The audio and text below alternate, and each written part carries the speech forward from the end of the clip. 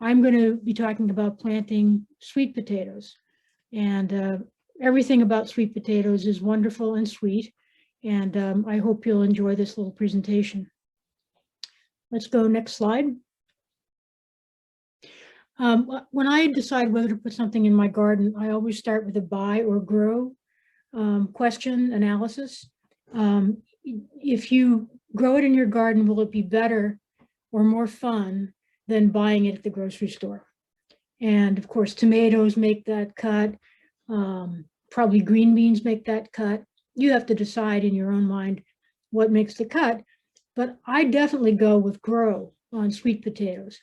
If you grow your own sweet potatoes, you have access to a much wider variety of sweet potatoes. And if you grow your own, you can especially get access to ones that have that are completely purple or have more purple in them, which represents the antioxidant anthocyanin that people are saying is very good for your health and longevity. I had a gardening season a few years ago where my nephew challenged me to plant the garden entirely consisting of vegetables that are the wrong color.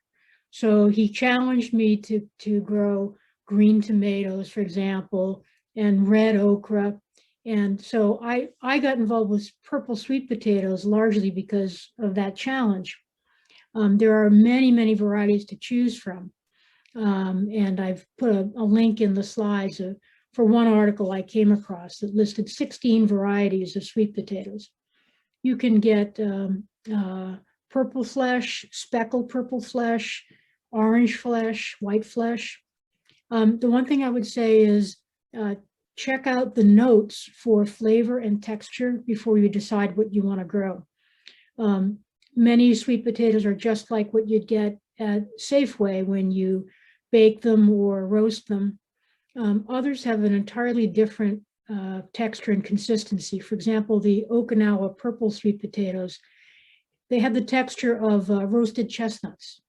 And it's a kind of a thick texture, and that may or may not be to your liking. I thought it was a bit too much, and so I don't grow the Okinawa potato, sweet potato anymore. It's one of the highest in the anthocyanin content category. And if you've heard of a book called Blue Zones that studies communities of centenarians, Okinawa is one of those centers. And the purple sweet potato is a major part of the diet. So balance your concerns about texture and flavor with health considerations, and there's a lot of good information out there about what these potatoes are like when they're mature. Can we do the next slide, please? So I wanted to divert just for 1 minute. Like, what's the difference between a sweet potato and a yam? When you go to the grocery store, the sweet potatoes and the yams are right next to each other. And I have on more than one occasion picked up a yam when I wanted a sweet potato. Unfortunately, what I was doing with them, cooking them and mashing them, it didn't matter very much. But it can matter as to texture and whether you really want a sweet taste. Sweet potatoes are sweeter than yams. They're entirely different plant, genus, and family. I've listed them here. The sweet potato is Ipomoea batata, and the orange yam is Dioscorea trifida. And you can see I put the plant family names in there. There are two different branches through the plant kingdom. You can often tell on appearance the yam skin is tougher than the sweet potato. It looks more like tree bark than vegetable skin. And yams are starchier than sweet potatoes. It's okay to substitute yams for sweet potatoes in recipes where they're cooked, but don't eat them raw. They are toxic raw. And I underline that because it's become a thing, especially in restaurant service, to use a mandolin to slice sweet potatoes very thin, peel them and slice them very thinly and put them as is in salads. When you add a dressing to that, they soften up enough so that you can eat them raw, but don't do that with a yam. The confusion between sweet potatoes and yams, apart from their next door appearance in the supermarket, which sometimes continues to hook me, is that in the 1920s, sweet potatoes became a cash crop in the South, and a lot of farmers started referring to them as yams. So it kind of came into the lexicon as an equivalent, a sweet potato or a yam, but they really are two different things. Could I have the next slide, please? So propagation of sweet potatoes comes from slips as opposed to eyes in regular potatoes. If you wanted to grow regular potatoes, you'd buy seed potatoes or start with that potato in the bottom of the bin that you forgot you had that's already full of eyes. You cut that into sections to leave a couple of eyes per piece, let the cut side dry out a little bit, and put those in a, they make special containers where you can peel back a Velcro strip and see what's going on underneath. But really any kind of raised bed or container you can grow potatoes in. With sweet potatoes, I usually buy my slips. There are several places online where you can get them, and they come as little raw root plants. You can see in this picture the slip and the scraggly roots there.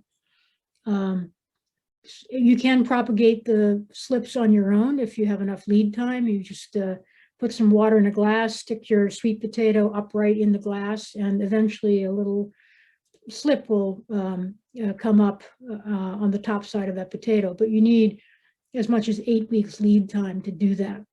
So I buy the slips, and I've had good luck with them. You plant the slips after the last frost. Raised beds with loose soil work best. Can we have the next slide, please? Each of these slips becomes a vine. We were talking before we started the session today about how attractive these vines can be. They can have an ornamental look because those triangular leaves are very pretty. So you plant these slips. I planted as many as 9 in an 8x4 bed. And before you know it, this vine takes over the space that you've given it, which is one reason it's good to do it in a raised bed, so you can find it and you can still walk up and down the paths of your garden. And these slips are prodigious. Each one of these slips, it turns into a vine. Every place the vine touches down, it creates a sweet potato.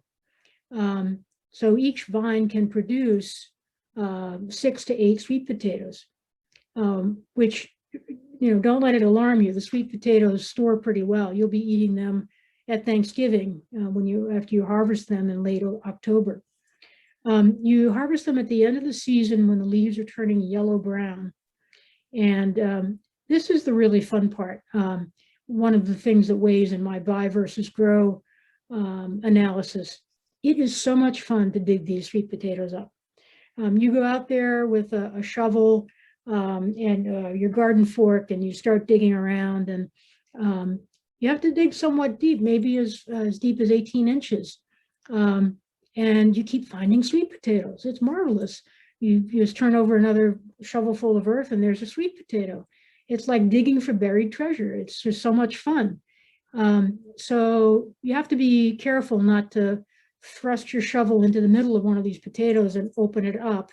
It's not a tragedy. You can clean it up and use it that night if you accidentally do that. But there's a lot of sweet potatoes in there if your vines are looking good during the growing season. So just take care. Could we have the next slide, please? I point here to one of the few Virginia publications on sweet potatoes, in which they did an interesting study of sweet potato production and the performance of various varieties of sweet potatoes in Southeast Virginia. It's a bit of a technical read, but it's very interesting. And a surprising insight I took away from that was that consumers prefer white fleshed sweet potatoes, such as the Hayman variety. I thought sweet potatoes was all about the orange or the purple, but people seem to like the white fleshed sweet potatoes best. So let me pause here and see if there's any questions about sweet potatoes. No, not now, Kathleen. I have a question if I can Yes. ask real quick. So I know you said you mentioned that the sweet potato vines do very well just as an ornamental. Let's say if I wanted to go ahead and definitely get a sweet potato as an ornamental, how long would it typically live? Like, can I maybe next season still use the same vine and take it out to plant, or is it just? I don't have any experience with this. They are more annual than perennial. And the vine itself, I have not seen anything that says you can propagate from the vine. You know, I'd have to think about that a little bit. I wonder if you did some careful cutting and extraction, whether you could use it as a slip, but I don't have any support for that approach.